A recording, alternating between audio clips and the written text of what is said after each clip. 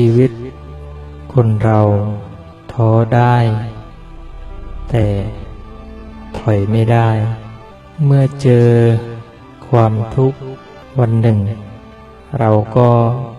ต้องเจอกับความสุขเมื่อเจอความสุขสักวันหนึ่งเราก็ต้องเจอความทุกข์ทุกอย่างเป็นของคู่กันชีวิตเราจะให้สวยหรูไปทุกอย่างมันก็เป็นไปไม่ได้ในยามที่เราเจอความท้อแท้ความผิดหวังความไม่เป็นไปดังที่ใจเราคิดบางคนชีวิตมืดมนอนตการมองไปทางไหนก็หาแสงสว่างไม่เจอมีแต่ความทุกข์เช้าสายบ่ายเย็นมีแต่ความทุกข์เข้ามาในชีวิตจนกระทั่งบางท่านบางคนอดทนไม่ได้ต่อความทุกข์ความเสียใจจนถึงขั้นทำอัตตวินิบาตก็คือการฆ่าตัวตายการฆ่าตัวตายเป็นการฆ่าผิดตัวตามจริงแล้วไม่จำเป็นต้องไปทำลายร่างกายความทุกข์เกิดที่ไหนเกิดที่ใจกิเลสและตัณหาความไม่รู้ทั้งหลายแหล่ความเสียใจความน้อยใจมันอยู่ที่ใจก็ต้องดับที่ใจคิดดูให้ดี9 เดือนที่เราอยู่ในท้องแม่กว่าจะเลี้ยงโตมาอีกใช้เวลาแค่ไหนป้อนข้าวป้อนน้ำกว่าจะโตมาในเมื่อเรา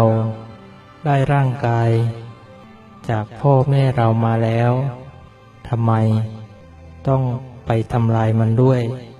เอาปืนมายิงทำไมเอาเชือกมาผูกคอทำไมเอามีดมากรีดทำไมดูคนอื่นมามากพอแล้วลองหันกลับมามองดูตัวเองบ้างความทุกข์มันเกิดขณะไหนก็ในขณะที่โทสะเกิดก็คือความโกรธความหลง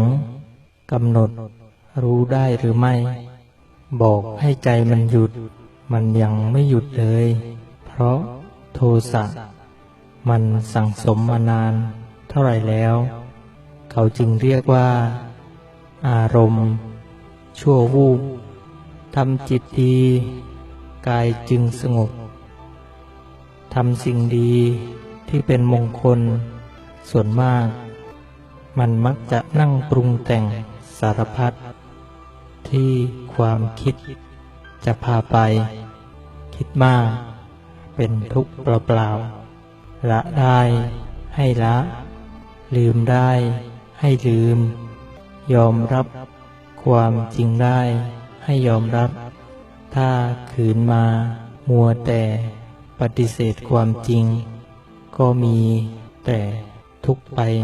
เปล่าๆเราไม่ได้เกิดมาเพื่อมาทุกข์หากแต่เราเกิดมาเพื่อความพ้นทุกข์เราจึงพากันแสวงหาสัจธรรมเรามาถูกทางมาเจอพระธรรมคำสอนแต่สติปัญญาของเรายังไม่มั่นคงพอที่จะรู้หลักตามความเป็นจริงมีแต่เพิ่มกิเลสนึกให้ดีว่าเราสะสมมานานแค่ไหนแล้วกิเลสเป็นผู้นำพาทุกอย่างอยู่ที่ใจสังเกตดูใจจะไปไหน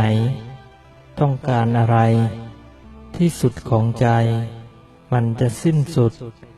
ลงที่ตรงไหน ตื่นเช้ามา พยายามสังเกตดูว่า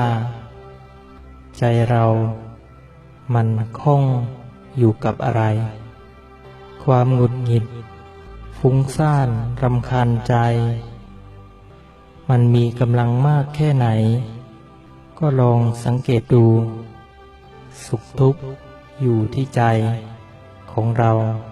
สุขทุกข์อยู่ที่ใจ มิใช่หรือ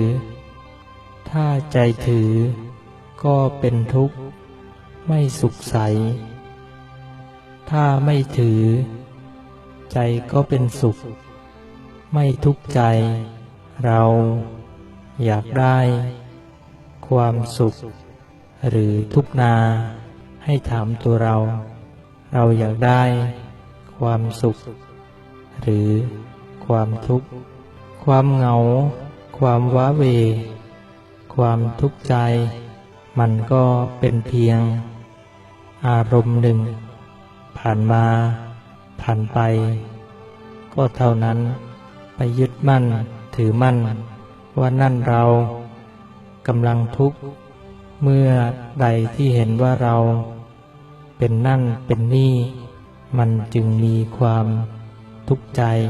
ตามมา ขอเจริญพร